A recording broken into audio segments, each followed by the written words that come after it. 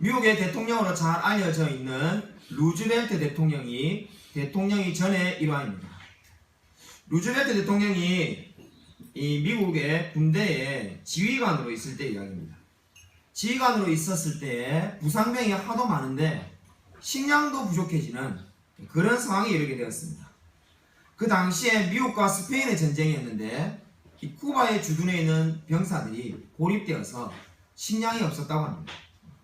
그래서 봉사대 책임자를 만나가지고 민간 봉사대에게 식량을 좀 도와달라고 부탁을 하였습니다. 그 민간 봉사대 책임자는 바턴이라는 사람이었는데 식량을 팔아라고 말하는 루즈벨트 대통령의 이야기를 단칼에 거절하였습니다. 루즈벨트 대통령이 너무나 놀라서 돈이 필요하면 돈을 더 드리겠다라고 말했는데도 안 준다고 안 말하는 겁니다. 그래서 너무나 어이가 없어가지고 루즈벨트 대통령이 화가 나서, 대통령이 아니죠, 당시에 지휘관으로 있을 때 화가 나서 왜 안 판다고 그러는 겁니까? 지금 당신은 미국에 우리 군사들이 죽어가는데 너무하지 않습니까? 라고 따져서 소리 지르기 시작했습니다. 그러자 그 바턴이 웃으면서 이렇게 말하였다고 합니다. 팔지는 않겠습니다. 거저 달라고 부탁해 보십시오. 그냥 거저 드리겠습니다. 그때서야 루즈벨트 대통령이 그 말의 의미를 알고 거저 달라고 부탁을 했다고 합니다. 여러분, 이 이야기가 보여준 바가 무엇입니까? 팔려고 할 때는 주지 않지만은 거저 달라고 말할 때는 은혜를 베풀겠다는 것이 바턴의 뜻이었습니다. 여러분, 은혜가 무엇입니까? 값을 치르지 않고 거저 받은 것이 은혜입니다. 저와 여러분이 받은 구원도 뭔가 값을 치른 것이 아니라 그냥 거저 받았습니다. 오늘 성경 말씀을 주목하여 보십시오. 일을 하지 않아도 경건하지 않은 자를 의롭다 하신다라고 성경이 말을 하고 있습니다. 여러분, 일을 하지 않는데도 의롭다 한다는 말이 무슨 말입니까? 말 그대로 거저 받았다는 겁니다. 방금 제가 예를 들었던 바턴의 예처럼 루즈벨트에게 팔으라고 말하면 절대로 식량을 팔진 않지만은 거저 달라고 하면은 거저 주겠다는 것과 같은 의미입니다. 그럼 세상의 이치는 어떻습니까? 저와 여러분이 하루에 8시간씩 일하면은 그 8시간에 대한 대가를 받습니다. 일을 하지 않으면은 임금을 받을 수가 없습니다. 이것이 세상의 이치이고 상식이죠. 근데 오늘 성경은 놀랍게도 일을 하지 않았는데도 거저 은혜를 받았다라고 이야기하고 있습니다. 한마디로 말해서 뭡니까? 이것이 바로 은혜를 이야기하는 겁니다. 오늘 성경은 저와 여러분이 받은 은혜가 우리가 뭔가 수고를 했기 때문에 받은 것이 아니라 아무런 수고 없이 그 은혜를 받았다고 강조하고 있습니다. 여러분, 이 은혜를 받아들이는 통로가 무엇입니까? 저와 여러분이 그 은혜를 받았던 통로가 바로 믿음이라고 성경은 말을 하고 있는 것입니다. 여러분, 오늘 구원 얻는 믿음에 대해서 우리가 살펴보려고 하는데, 저는 먼저 믿음이, 우리가 오해하는 믿음에 대해서 두 가지를 먼저 말씀드리고자 합니다. 그리고는 진정한 믿음이 가지고 있는 두 가지 측면을 여러분에게 말씀드릴 것입니다. 먼저 우리가 오해하는 믿음에 대한 두 가지가 있습니다. 첫 번째, 많은 신자들이 믿음을 오해하는 것이 믿음을 일종의 확률로 생각하는 것입니다.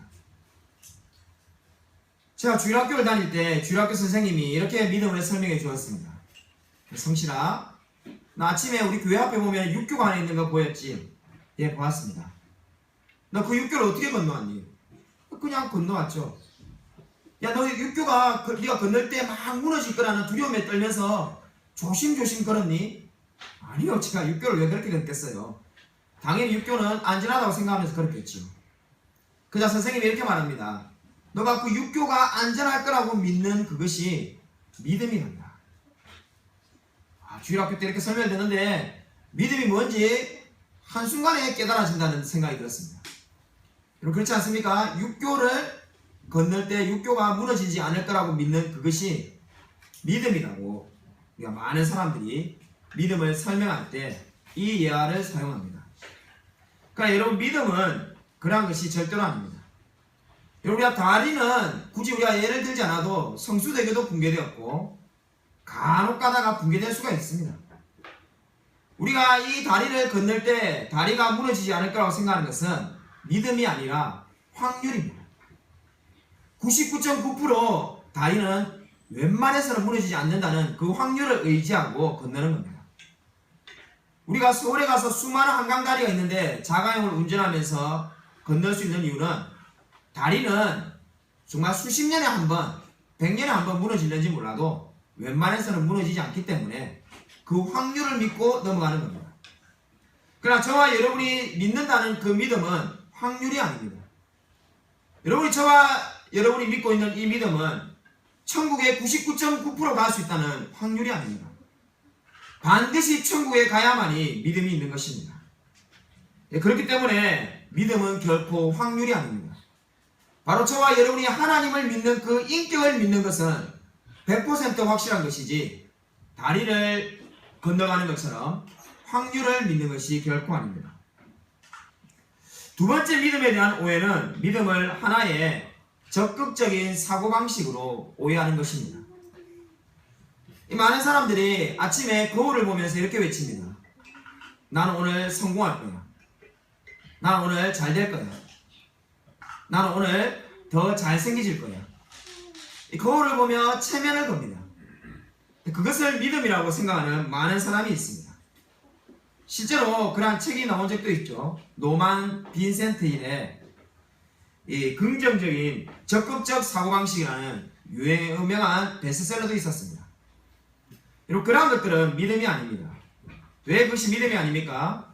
하나님을 믿는 것과 자기 자신을 믿는 것은 똑같지가 않습니다.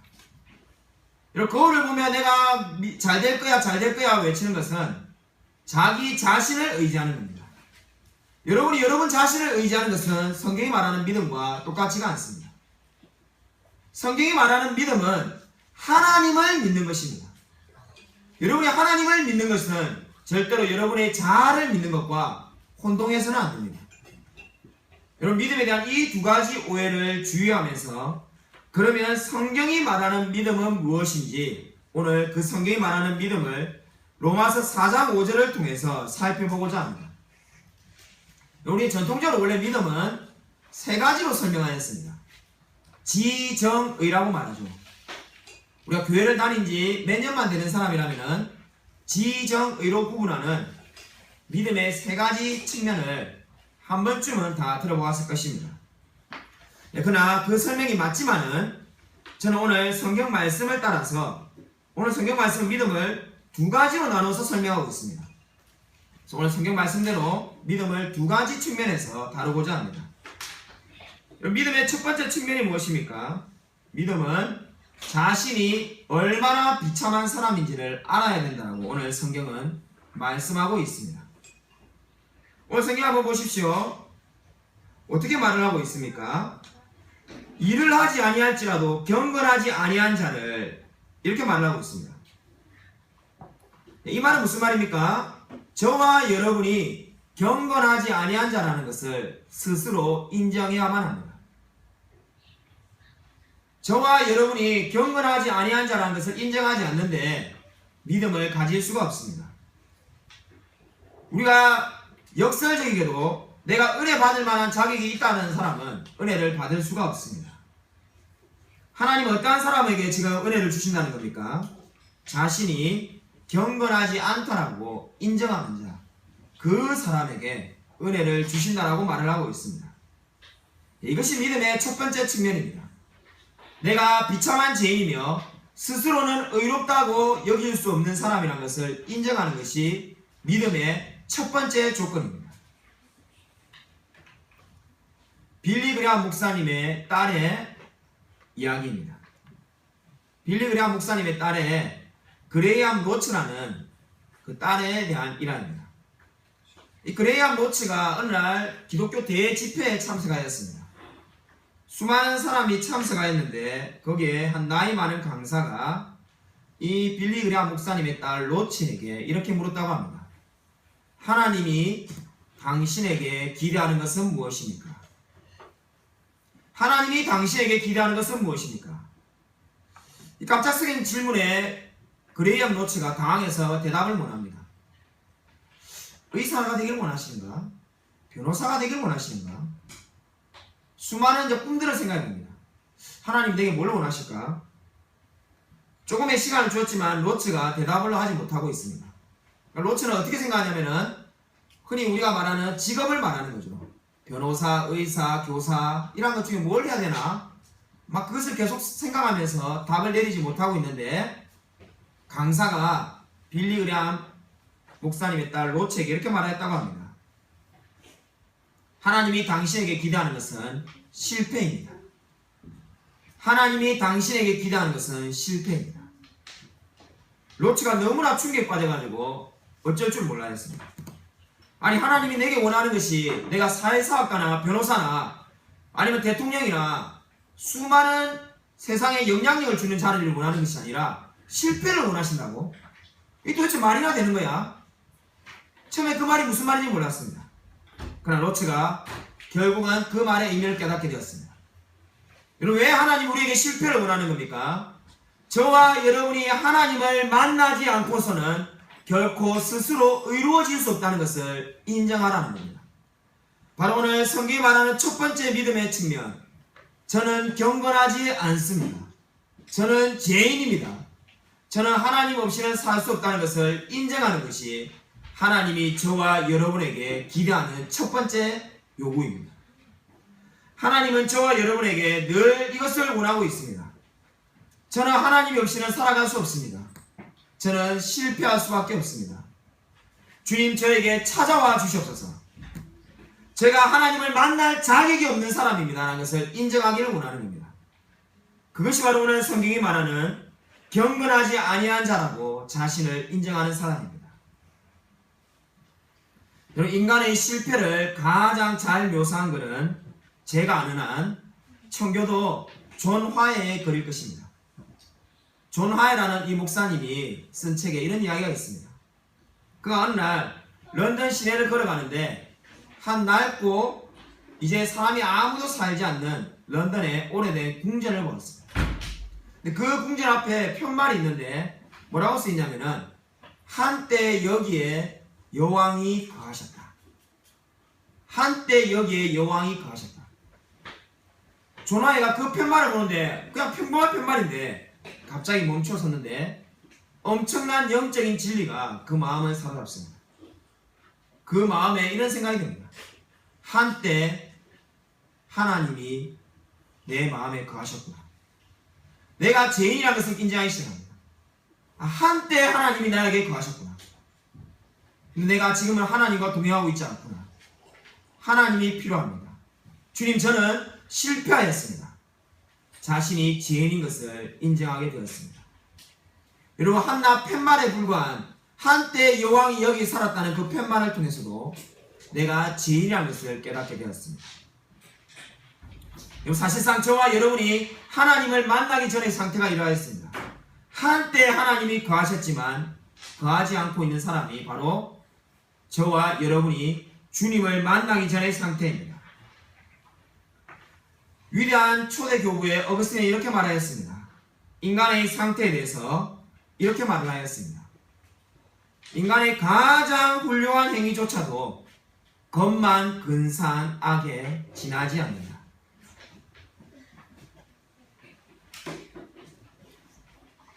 이 말의 의미를 잘 이해하시기 바랍니다. 인간의 가장 훌륭한 행위조차도 하나님이 함께하지 않는다면 그저 근사한 악에 불과하다는 겁니다. 저와 여러분이 얼마든지 고상한 행위를 할 수 있습니다. 가난한 사람을 도울 수 있고 아프리카에 죽어가는 난민들에게 매달 10만원씩 돈을 보낼 수도 있습니다. 그러나 하나님이 여러분과 함께하지 않는다면 그 모든 것은 여러분을 높이기 위해서 여러분의 의를 쌓기 위해서 하는 행동에 불과하다는 겁니다. 진정으로 여러분이 하나님을 만났을 때야만 선을 행할 수 있다는 것이 어거스틴이 한 말입니다. 여러분 오늘 믿음의 두 번째 측면은 바로 이제 경건하지 아니한 이 사람을 저와 여러분 같은 이 죄인을 의롭게 만드는 분이 계시다는 겁니다.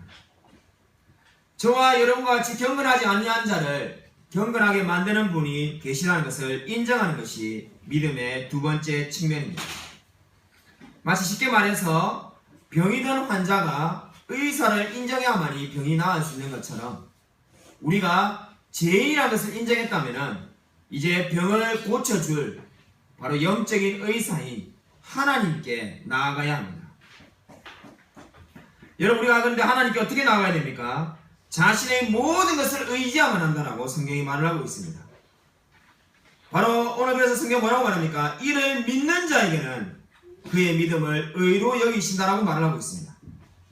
그냥 경건하지 아니한 자를 무조건 의롭다 하시는 것이 아니라 그것을 믿을 때에, 하나님을 믿을 때에 믿음으로 칭해준다라고 말을 하고 있습니다. 여러분, 믿음이 무엇입니까?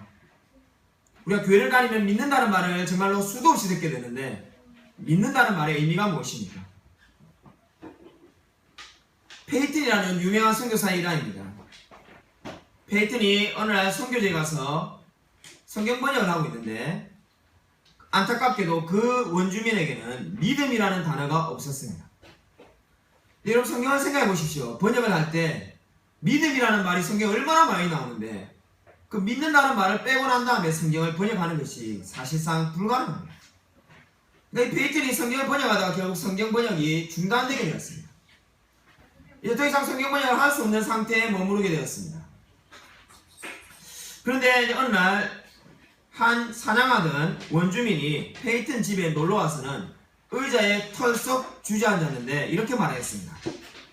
아이고, 의자에 몸을 뻗고 쉬니까 좋구나. 의자에 털썩 주저앉아서 의자에 몸을 뻗고 쉬고 있으니 좋구나, 이렇게 말을 하였습니다. 그 말이 페이튼의 마음을 울렸습니다. 저 단어를 내가 믿음을 대신하여 사용하면 되겠구나. 그래서 그 원주민에게 물었습니다. 다시 그 말을 해봐라. 방금 한 말을 다시 해보세요. 내가 몸을 뻗고 이렇게 편히 쉬니까 좋구나, 이렇게 말했는데요.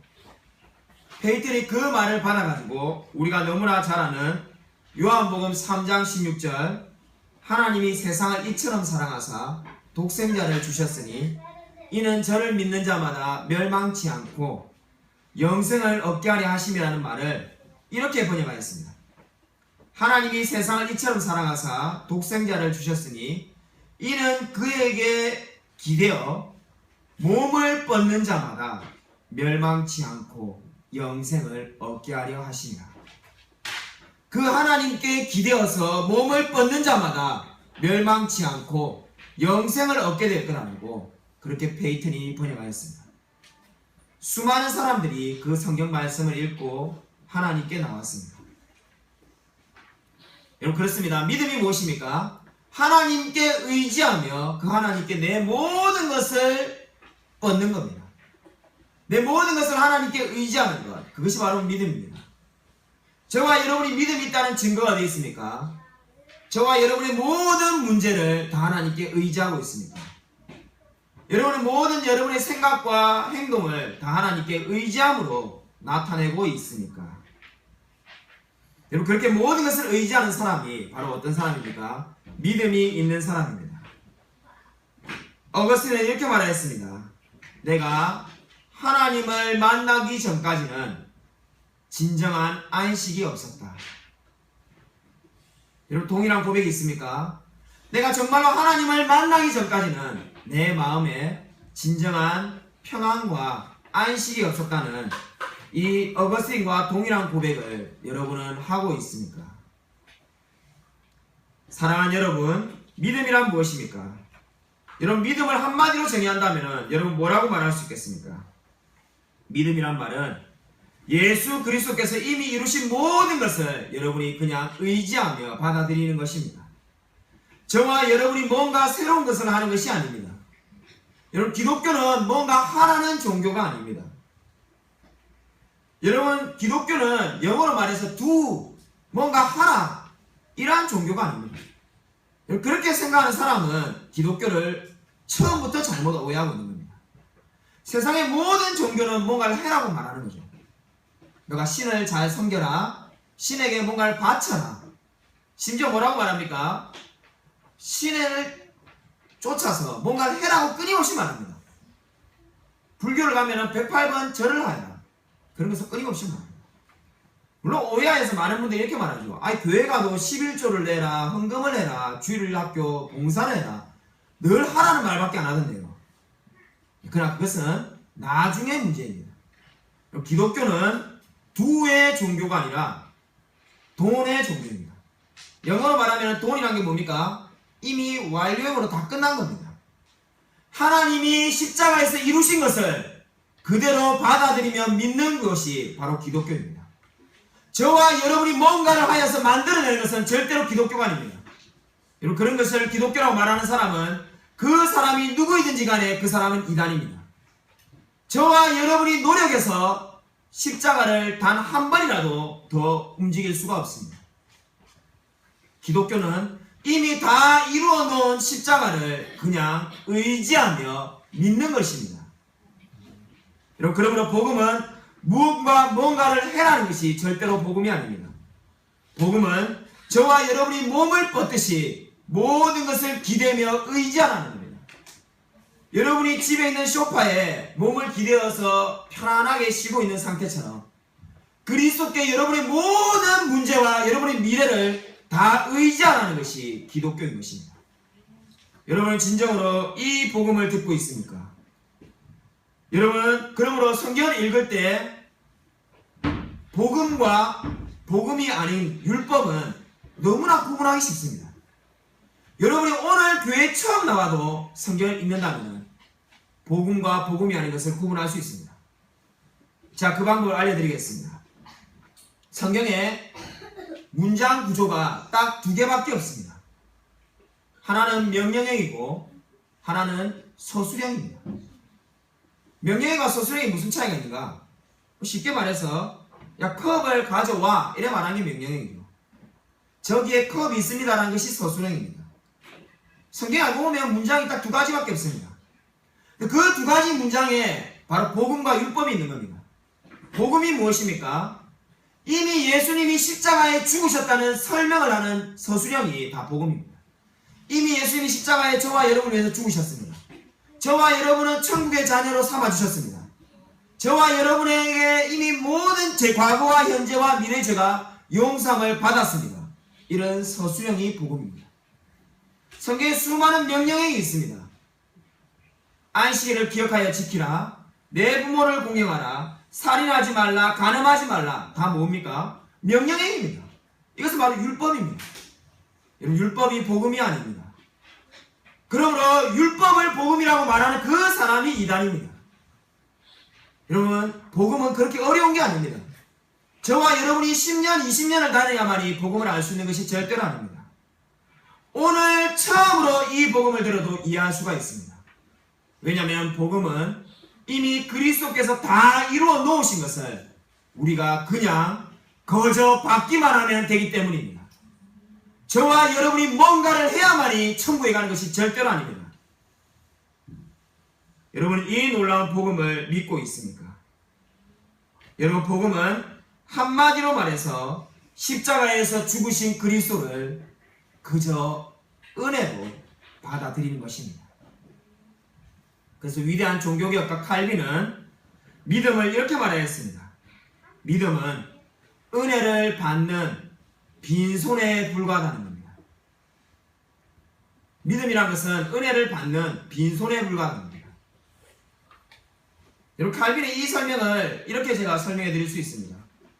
제가 지금 아주 귀한 보석을 가지고 있습니다. 여러분에게 하나씩 나누어주고 싶습니다. 여러분이 받으려면 어떻게 해야 됩니까? 손을 내밀어야 되겠죠. 그 보석 하나만 있어도 여러분이 평생 먹고 살 수 있다면 다 받고 싶겠죠. 자, 그러니까 손을 내밀었는데 여러분 중에 받고 난 다음에 이렇게 말하는 사람이 있다고 가정해 봅시다. 야, 내가 빈손이 있었으니까 이 보석을 받았어. 야, 내가 빈손이 없어서 못 받았을 건데 내가 빈손이 있으니까 이 평생 먹고 살 수 있는 보석을 받았어. 이렇게 말하면은 여러분이 그 사람을 어떻게 평가하겠습니까? 정신이 이상한 사람이지 않습니까? 빈손이 있어서 받은 게 아니라 제가 주었기 때문에 받은 게 아닙니까? 여러분, 너무나 당연한 이 이야기가 믿음에도 들어가는 겁니다. 왜 저와 여러분이 믿음이 있지만 자랑할 수가 없습니까? 우리가 믿음이 있는데 내가 예수님을 믿지만은 우리가 아무런 자랑할 게 없는 이유가 어디 있습니까? 우리는 그저 빈손에 불과하기 때문입니다. 우리가 위대했기 때문에 뭔가 대단한 일을 했기 때문에 그리스도인이 된 것이 절대로 아닙니다. 저와 여러분이 엄청난 노력을 해서 이 자리에 앉아 있는 것이 아닙니다. 이 모든 것이 은혜에 불과합니다. 저와 여러분은 그저 믿음이라는 빈손을 가지고 있을 뿐입니다. 그 빈손에 하나님이 저와 여러분에게 영원히 살 수 있는 영생을 주신 것입니다. 여러분, 이 놀라운 진리를 믿으십니까? 토플레디라는 목사님이 있었습니다. 1740년에 영국에서 태어난 이 토플레디 목사님은 목사인데도 트럼프 놀이에 빠져 있었습니다. 이 당시에 카드 놀이는 영국 교회에서 카드 놀이를 하는 사람은 지옥행으로 가는 거라면서 카드를 금지하였습니다. 마치 100년 전에 우리 한국에 온 선교사들이 화투를 금한 거와 마찬가지로 당시 영국에 카드 놀이는 엄격하게 하지 말라고 하였습니다. 근데 목사인데도 카드 놀이에 미쳐있던 이 토플레디 목사님이 어느 날 맨히힐즈라는 동네에 갔는데 공교롭게도 비가 내렸습니다. 비를 피하려고 조그만한 바위에 숨었는데 이제 시간이 이제 가기를 기다리고 있는 거죠. 가만히 양복 주머니를 보니까는 다이아몬드 6 그 트럼프 카드가 있는 겁니다. 근데 그걸 가만히 바라보고 있는데 마음속에 회개하는 마음이 듭니다. 나는 목사인데 왜 이 카드를 못 끊을까? 주님, 제가 죄인입니다. 카드를 끊고 싶은 마음이 하나도 없었는데 비를 피하려 우연히 간 바위 앞에서 자기가 울면서 회개합니다. 주님, 제가 죄인입니다. 주님, 저를 바꿔주시옵소서. 주님, 저는 이제 더 이상 이 카드 놀이 하지 않겠습니다. 그러면서 자기 마음에 솟구치는 식구를 그 카드에 잊어버리지 않기 위해서 적었습니다. 그 식구가 유명한 찬송가가 되어서 지금도 우리가 부르고 있습니다. 여러분, 그 찬양이 뭔가 아십니까? 빈손 들고 앞에 가 십자가를 붙드네 의가 없는 자라도 도와주심 바라고 생명샘에 나가니 나를 씻어 주소서. 우리가 너무나 잘 아는, 우리가 장례식 때 거의 부르죠. 바로 만세반석 열린이라는, 지금도 우리가 많이 부르는 그 찬양이 바로 그렇게 생겨나게 되었습니다. 한 카드에 미쳐있는 목사님의 회개하는 그 모습이 하나님이 사용하셔서 그것이 바로 유명한 찬송가가 되었습니다. 여러분, 이 찬송가 가사에도 나오듯이 바로 뭐라고 말하는 겁니까? 토플레디 목사님이 자기 처지를 생각하니까 자기는 빈손 들고 십자가 앞에 나간다라고 고백하지 않습니까? 내 마음 가운데 의로운 게 아무것도 없으며 저는 선한 것이 아무것도 없습니다. 주님, 이 마음을 받아주십시오. 빈손 들고 앞에 가 십자가를 붙드니까 주님, 제발 저를 구원하여 주십시오. 저를 용서하여 주십시오라는 것이 그 찬양의 가사이지 않습니까? 여러분, 정말로 하나님을 만난 사람입니까? 여러분, 내가 믿음이 있는지 없는지 우리가 어떻게 알 수 있을까요? 천국에 가봐야 내가 구원받은 사람인지 아닌지 알 수 있는 것이 절대로 아닙니다. 여러분, 그렇게 생각해서는 안 됩니다. 여러분이 지금 이 자리에 있지만은 여러분이 천국에 간 사람인지 아닌지 다 알 수가 있습니다. 여러분, 어떻게 알 수 있습니까? 여러분, 내가 믿음이 있는지 없는지 어떻게 우리가 알 수가 있습니까? 죄로 가지고 판단하는 것이 아닙니다. 이 안타깝게도 많은 성도님들이 자기가 오늘 하루를 죄를 안 지으면은, 물론 죄를 안 짓는 날이 없습니다만은 자기 생각에 죄를 안 지었다 싶으면은 구원받았다고 생각하고, 오늘 누군가에 크게 상처를 주면은 내가 이제 구원받지 못하는가, 이러다 지옥에 가는 게 아닌가, 이런 식으로 생각합니다. 여러분, 그렇게 생각하는 한 여러분의 마음에 평안함이 없습니다. 여러분, 죄는 지금 한번 생각해 보십시오. 믿지 않는 자도 죄를 짓고, 여러분도 어제 지난주에 죄를 짓다고 하지 않았습니까? 죄가 있고 없고가 여러분이 믿음이 있고 없고를 판별할 수 있는 기준이 아닙니다. 여러분, 물론 죄를 싸워서 이겨야 되지만은 죄가 있는지 없는지가 여러분의 믿음이 있고 없고를 구분할 수가 없습니다. 그러면 저와 여러분이 믿음이 있는 사람인지 없는 사람인지 어떻게 구분할 수가 있습니까? 어떻게 하면 저와 여러분이 정말로 구원받은 사람인지 아니면 아직 구원받지 못한 사람인지 구분할 수 있습니까? 죄가 있고 없고가 아닙니다. 하나님을 향하여 살고 있는 양입니다. 여러분, 다르게 말해서 여러분은 지금 누구와 싸우고 있습니까? 여러분이 하나님과 싸우고 있습니까? 아니면 죄와 싸우고 있습니까? 여러분이 믿음이 가지고 있다면 지금 하나님 편에서 죄와 싸우고 있을 것입니다. 그러나 여러분이 믿음이 없다면 죄의 편에서 하나님을 미워하며 하나님과 싸우고 있을 것입니다. 여러분, 그렇기 때문에 여러분이 믿음이 있느냐 없느냐의 증거는 죄가 있고 없고가 아닙니다.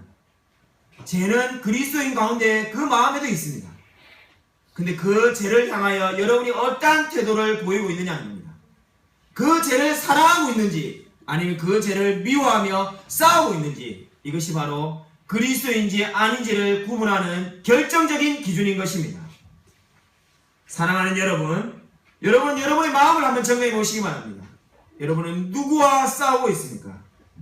여러분 정말로 구원받은 자로서 지금 죄와 철저히 싸우며 하나님만을 사랑한다라고 고백하고 있습니까?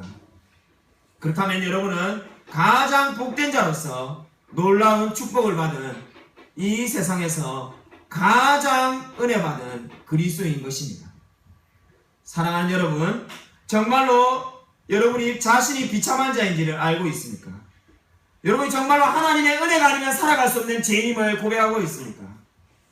나는 날마다 십자가에 중노하는 그 바울의 고백처럼 내가 십자가의 은혜가 아니면 살아갈 수 없다라고 고백하며 살아가고 있습니까? 아무쪼록 자신의 비참함을 알아 늘 하나님의 편에서 믿음으로 자신의 죄와 싸우며 승리하며 살아가는 저와 우리 모든 성도님들이 다 되시기를 주님의 이름으로 간절히 축원드립니다.